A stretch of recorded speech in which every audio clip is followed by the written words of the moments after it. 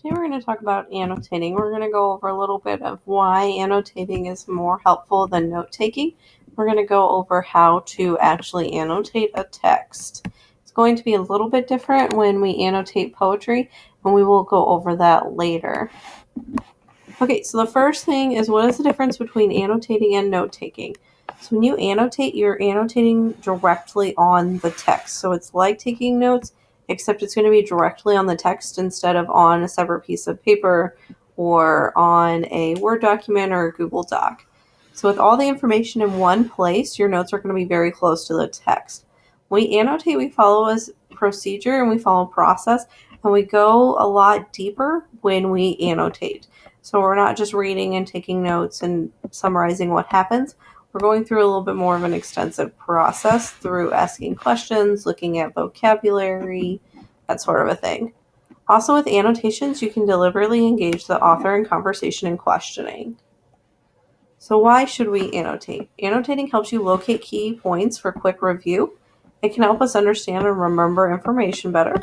It requires active thinking. It increases our concentration, and it helps us monitor our learning. Okay, so next thing you need to do is go onto YouTube, find this video, how to annotate a text.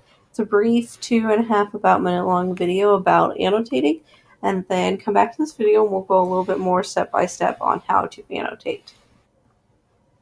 Okay, so when you're annotating, what are you going to be annotating? You're going to be looking for the main idea, definitions, unfamiliar words, examples, list of reason or characteristics, concepts that show cause and effect or similarities and differences, and you're also going to be writing summary statements. So before reading, you're going to examine the front and back cover. You're going to read the title and any subtitles. You're going to examine the illustrations. Examine the print. Is it bold? Is it italics? And examine the way the text is set up. Is it a book? Is it a short story? Is it a diary? Is it a dialogue? Is it an article? Look at what can we tell from the cover and the title before we actually read the book. And this goes for fiction and nonfiction as well. Okay, while we're reading, we're going to ask questions. We're going to react to what we read. We're going to give an opinion. We're going to locate important passages. We're going to make connections between that text and other texts, between the text and ourselves, and between the text and things that are happening in the world. We're going to define new words, and we're going to track themes. After we read, we're going to title our sections. We're going to summarize what we read. We're going to respond to what we read, and we're going to make predictions.